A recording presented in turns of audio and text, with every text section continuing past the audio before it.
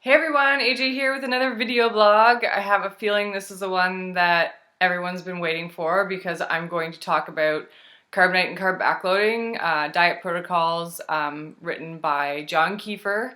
You can find his work and the work of Body.io at body.io. That is the website. I used to be the coaching manager for Body.io. Because I have a lot of experience with Carb Nite and Carb Backloading, both with myself and with clients. So that's why a lot of my followers are really interested in if I'm still using Carb Nite and Carb Backloading during my pregnancy. So I'm going to answer these questions. I had also a lot of requests to get into some of my history about how I use Carb Nite and Carb Backloading to reach my goals over the last few years. So I'm going to get into that. I'm going to tell you that I have used those diet protocols to focus on everything from my relationship with food, dieting down to an ultra lean body composition, gaining muscle mass, health, and performance. So I've pretty much used these protocols in every scenario that you can imagine. I have also used lots of other different diet protocols. I know from experience that I don't do well on a ketogenic diet and I don't do well on a low-fat diet. So for me, it's somewhere in the middle. Cycling carbohydrates is one way to do it. It's a way that I enjoy. So, well, I might have gone through periods of time where I didn't cycle or time my carbohydrates. I found that I felt the best, performed the best, and was just overall at ease with my nutrition when I was using Carb Nite and Carb Backloading. So I'm going to get a little bit into these things before I talk about if I used these diet protocols during my first trimester. And I don't even really want to call them dieting because diet to me means when you're in a calorie deficit. And obviously my first trimester, I wasn't trying to diet, and I've used these protocols to even bulk. So I just like to call them ways of eating, really. So I'll give you an example. I started off with Carb Nite when I had, quite a bit of weight to lose. It worked really well at first. I noticed that my performance in the gym wasn't great, so I tinkered with actually going strict ketogenic just to see if I was almost there, right? I was doing Carb Nite, so I'm like, I wonder if I eliminate some Carb Nites, how that will work. Felt way worse. Didn't like that at all. Didn't work for me. And then I kind of did the reverse. I added Carb Nite back in. It definitely helped a lot, but when bike season stuff rolled around at that point, I was like, nah, I need more carbohydrates. So that's when I started to use carb backloading throughout the week. If I train in the evening, I'd have carbs at night. Even if I train in the day, I would have carbs at night. And I would cycle in one carb night a week. So what's important that I mention here is that I was in a caloric deficit. So I was trying to lose weight. So there was attention to calories. I was also paying attention to my other macros because I wanted to ensure that I was eating enough protein to support my energy level, as I didn't want to lose muscle mass. And so basically, my non-training days would be ultra low carb, 30 to 50 grams of carbs per day. My carb backloads throughout the week, they might be something just as simple as 50 grams of carbs in the evening, starchy, high glycemic carbs. Honestly, sometimes it's all I needed. It really depends on your training demand. And then one day a week, I would have more of a carb night, which, that could be simple. Like, that's pretty much the same as any kind of diet refeed. Some people argue that you don't need diet refeeds. I benefit greatly from having diet refeeds, especially if you're low carbing it, as I realize most of my female clients do. So I incorporated Carb Nites and Carb Backloading, and that's basically how I did my major body recomp a few years ago and got down basically to like 11% body fat. I didn't stay there because I didn't think that was a healthy, sustainable body fat percentage, but I did it nonetheless. And no, I didn't do a show or anything like that. It was just for experience. Maintenance calories. The cycling of carbs pretty much looked the same as what I just described to you, which was some ultra low carb days a week. Sometimes I would have carb backloads when I trained, and then one night a week I wasn't aiming for, you know, having a big refeed or anything like that, but I just kind of kept that one day a week where it's like, you know, if I was having a social event on a Saturday night, I treated that more like, I don't know, it's like an evening, afternoon of just kind of free eating. Not because my diet felt restricted, just because I really like those limitations. So I kind of follow the 80%, 20% rule with junk food. So, you know, if I have that structure, for me, that works really, really well, where I'm like, one night a week, I'm going to keep, you know, I'm going to have a little bit more junky food, just kind of eat something that I normally wouldn't, whether it be, I don't know, something at a restaurant or fast food, or just going out and get some donuts or something at a social event. So that was just my way to have some kind of structure, because I know from experience that sometimes when I'm in calorie maintenance, and especially when I'm in caloric surplus, I tend to let things get away on me, and then all of a sudden I've gained 25 pounds and I feel gross, my joints hurt, I feel, you know, like I'm retaining water, I don't feel good, and well, no one wants to be there. So I find that even for me, even in maintenance and in the caloric excess, structure for me and goals is very important. So then bulking is pretty much carb backloading 6 nights a week. Sometimes I'll throw in ultra low carb days, sometimes I don't. There's really, bulking for me is more about, you know, I like the structure when I'm trying to put on weight, because like I said, if not, things tend to get away with on me. And when I'm trying to put on weight, I actually try to cut down on the amount of like junk food or whatever that, I hate calling it junk food, but things that people would not consider to be clean choices and cringe at and tell me, ew, you eat that? Shut up, yeah, I eat that. So when I bulk, I actually sometimes really clean things up a lot more than you would expect. And that has really helped me achieve like a lean bulk where I still have visible definition and abs. And I just noticed when I start to kind of let that go, that's when I start gaining a little bit more body fat than I want to. It all comes down to calories in the end. Yes, I agree, but I just find for me when I'm eating excess calories, and a lot of them coming from junky kind of foods, it's easy for me to just get out of control. I really have no food control. Like, that's why I have these goals regardless of, or the structure regardless of what my goal is, because I am the first person to just want to eat anything and everything. And pregnancy is kind of like that. Anyway, so, you know, why I've been using these diet protocols, I kind of touched on in the beginning. I feel best using these protocols. Backloading my carbs has been awesome because I have amazing mental clarity and focus throughout the day, and then it helps me sleep well at night. Like I said, my carb intake is really, really based on my training demands. So one thing that I find great is if I have a week where Nana's in the hospital, which just happened.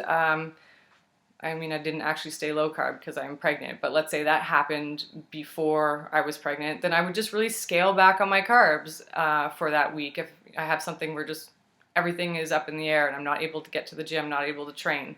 It's a great way to make sure that you're staying in a healthy calorie range based on your goal, and it's just easy to manipulate, really. So what I want to bring up again before I talk about what I did in my first trimester is your mindset has to change when you're pregnant. My mindset changed before I was pregnant. I knew that I was going to, I knew I was at a leanness that was healthy for fertility. I was eating at maintenance calories, which was super, super important. I feel for me, if I was eating in a calorie deficit for any reason and trying to conceive, I think that would have posed problems and challenges. Who knows, maybe it wouldn't have, but for me, that was one of the precautions I took. So having a history of playing around with your calories, playing around with different food choices, really helped when I became pregnant, because I knew basically what my maintenance calories were. And that's where I knew I needed to be for my first trimester.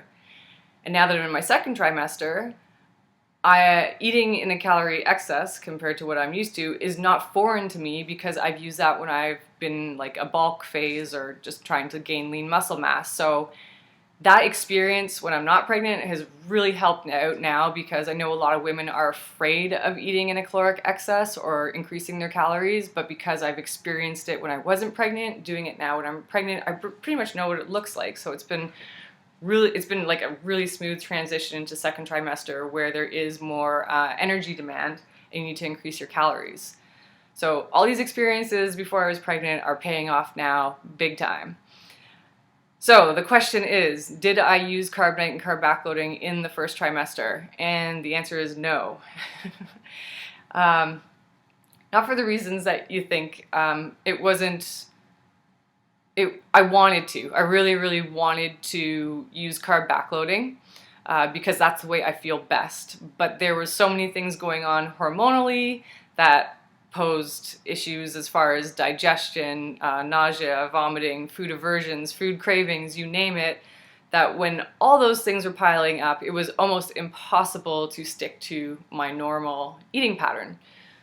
So if you go back and watch my last video about like the basic nutrition in first trimester, that will give you some insight into all the symptoms I was experiencing. And really at the end of the day, like I was having nausea. I did not have morning sickness. I was having nausea in the evening and throughout the night, so carb backloading was not an option for me. If I tried to have a big meal at dinner, I would just be super sick. The other thing that I really had food aversions to was sweets.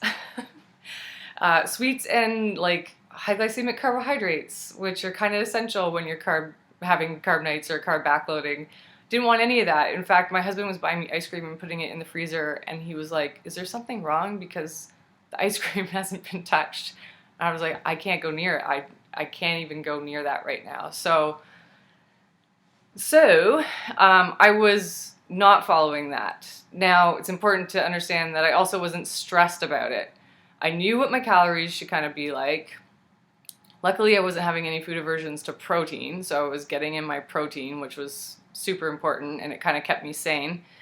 I was having carbohydrates because I didn't want to be ultra low carb during my pregnancy. I don't think that that is a good choice, so I was trying to at least hit at least 65 grams of carbs a day, which is still kind of low carb for me. But I was still trying to at least hit 100. Some days I could, some days I couldn't, but I mean that was coming in the form of a lot of different things, like low glycemic carbohydrates throughout the day. My macronutrient ratio of my diet didn't really change. It was just the timing of the carbohydrates that did. So I knew, because I was aware of that I was pretty much where I should be at. I did have days, as I described in my last video, where I was having a hard time getting the calories in, but my energy expenditure had gone way down, so I didn't really think that that was much of an issue. I will do a video about my training, and then that will explain everything for first trimester. Yeah, so the one thing I did follow, that has been something I've been doing for years, is I didn't really have carbs with my breakfast. And that being said, I was pretty much eating saltines around the clock to prevent being sick. But I tried to keep my breakfast pretty ultra low carb, only for the reason because my mental clarity and I don't know, just that morning routine, having my coffee, which was now a half calf, with an ultra low carb breakfast, just makes me feel awesome. It was my morning routine. It was like the one thing I could hang on to that was kind of the same compared to before I got pregnant. So I was kind of hanging on to it because it made my days seem kind of normal, or at least that part of the day. Had to change my training time. I'll discuss that. And then therefore I was eating carbs earlier in the day because I basically needed them post-workout. And as I said, was eating saltines basically throughout the night sometimes. So trying to time your macronutrients during first trimester might just be a little too challenging. I know it was for me, and I'm someone that, you know, has my diet pretty dialed, so I wouldn't put the extra pressure on yourself. What's most important is that you're getting enough rest, you're not putting too much stress on yourself about these things or other things, and that you're just basically eating enough to to support first trimester, which is basically just maintenance calories, and it might even be a little bit lower than what you're used to if your energy levels have dropped significantly like mine did. So really that sums it up. I think the most important thing I want to get across is having the experience of manipulating my nutrition prior to getting pregnant has paid off tremendously during pregnancy. I will do separate videos about my second trimester once I'm further along. Right now I'm at 15 weeks and a couple of days. I can tell you that everything has changed. I feel more, my nutrition feels more like it did before I got pregnant. The training in the second trimester is going to be what is going to be adjusted, I think, because I just finished a program, and I just realized now that I'm going to go in this week and kind of play with some different set and rep ranges and see how those feel, and then design my next program based on that. So nutrition was a total cluster in the first trimester. Training, I'll do a video about that. And so far in the second trimester, I can tell you that my nutrition seems a lot more like it did before, and my training is going to be the challenge. And that's all I got for now. Stay tuned for another video about training in the first trimester. I'll have that out to you guys hopefully this week. See you later.